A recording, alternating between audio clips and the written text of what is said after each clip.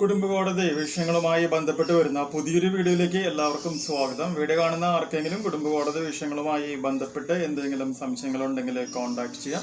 WhatsApp number +91 79 94 97 14 19. ഒരു വട്ടം വിളിക്കുവാനുള്ള consultation fees 500 രൂപ ഗൂഗിൾ പേ ചെയ്യാം. ഇന്നത്തെ വീഡിയോയിൽ നമ്മൾ ഡിസ്കസ് ചെയ്യാനായിട്ട് പോകുന്നത് വളരെ ഇമ്പോർട്ടൻ്റ് ആയിട്ടുള്ള ഒരു പോയിന്റാണ്. അതായത് നമുക്കറിയാം, കല്യാണം കഴിക്കുമ്പോൾ ഭർത്താവ് ഭാര്യയ്ക്ക് എന്ത് ചെയ്യാറുണ്ട്? ഒരു താലിമാല കെട്ടിക്കൊടുക്കാറുണ്ട് അല്ലേ? അതിനുശേഷം അവർ തമ്മിൽ നല്ല രീതിയിൽ ജീവിച്ചു പോവുകയാണെങ്കിൽ ഓക്കെ, ഏതെങ്കിലും രീതിയിൽ ഒരു ഡിസ്പ്യൂട്ട് ഉണ്ടാവുകയും അതിനെ തുടർന്ന് ഒരു ഡിവോഴ്സോ അല്ലെങ്കിൽ ഏതെങ്കിലും തരത്തിലുള്ള ഒരു കേസുകൾ വരികയാണ് എന്നുണ്ടെങ്കിൽ ഈ കേസിൻ്റെ അവസാനം ഈ താലിമാലയുടെ ഉടമസ്ഥാവകാശം ആർക്കാണ് എന്നുള്ളതാണ് നമ്മുടെ ചോദ്യം. പലപ്പോഴും നമ്മുടെ നാട്ടുനടപ്പ് അനുസരിച്ച് എന്ത് പറയുന്നു? താലിമാല എന്ന് പറയുന്നത് ഭാര്യയ്ക്ക് ലഭിക്കും എന്നാണ് നമ്മളെല്ലാവരും ധരിച്ച് വെച്ചിട്ടുള്ളത്. മനസ്സിലായല്ലേ? അതായത് ഭർത്താവിന് ഒരിക്കലും ആ താലിമാല കിട്ടാനുള്ള ചാൻസ് ഇല്ല എന്നാണ് എല്ലാവരും പറയാറായിട്ടുള്ളത്.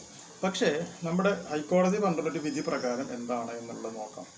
അതായത് ഇവിടെ ഇതുപോലെ ഭാര്യയും ഭർത്താവും തമ്മിലൊരു ഇഷ്യൂ വരുന്നു. ഭർത്താവ് കോടതിയിൽ കൊടുക്കുകയാണ്, എൻ്റെ 10 പവൻ്റെ താലിമാല ഭാര്യയുടെ കയ്യിലാണ്, തിരിച്ചു തരണം എന്ന് കോടതിയോട് പറയാണ്. കോടതി എന്ത് ചെയ്തു? ആ കേസ് കോടതി അഡ്മിറ്റ് ചെയ്തു. ഫാമിലി കോടതി ആദ്യം ആ കേസ് റിസീവ് ചെയ്തു കഴിഞ്ഞിട്ട് ക്രോസ് എക്സാമിനേഷൻ വന്ന സമയത്ത് ഭാര്യയോട് ചോദിച്ചു, ഭർത്താവ് ഇങ്ങനെ 10 പവൻ്റെ മാലയുടെ കേസ് പറയുന്നുണ്ട്, എന്താണ് മോൾക്ക് പറയാനുള്ളതെന്ന് ചോദിച്ചു. ഭാര്യ പറഞ്ഞു, 10 പവൻ്റെ മാലയൊന്നും ഇയാൾ കെട്ടിയിട്ടില്ല, 6 പവൻ്റെ മാലയാണ് കെട്ടിത്തന്നെന്നുള്ളത് പറഞ്ഞു. 4 പവൻ കുറച്ച് പറഞ്ഞു. അപ്പോൾ കോടതി ഭർത്താവിനോട് ചോദിച്ചു, നീ 10 പവൻ്റെ മാല എന്നല്ലേ പറഞ്ഞ്? 10 പവൻ്റെ മാല വൈഫിൻ്റെ കയ്യിൽ നിന്നും മേടിച്ച് തരണം എന്നുണ്ടെങ്കിൽ 10 പവൻ്റെ മാല കെട്ടിക്കൊടുത്തു എന്നുള്ളതിൻ്റെ തെളിവ് താങ്കളുടെ കയ്യിലുണ്ടോ എന്ന് ചോദിച്ചു. ഭർത്താവിന് ആ തെളിവ് കൊടുക്കാനായിട്ട് പറ്റിയില്ല. അതായത് സ്വർണം മേടിച്ചതിൻ്റെ ബില്ലോ അല്ലെങ്കിൽ അതുമായി ബന്ധപ്പെട്ട കാര്യം 10 പവൻ എന്നുള്ളത് തെളിയിക്കാനായിട്ട് ഭർത്താവിന് സാധിച്ചില്ല. പക്ഷെ ഭാര്യ 6 പവൻ്റെ മാല എന്നുള്ളത് കൃത്യമായി കോടതിയിൽ മൊഴി കൊടുത്തിട്ടുണ്ടായിരുന്നു. അപ്പോൾ ആ മൊഴിയുടെ അടിസ്ഥാനത്തിൽ കോടതി എന്ത് പറഞ്ഞു?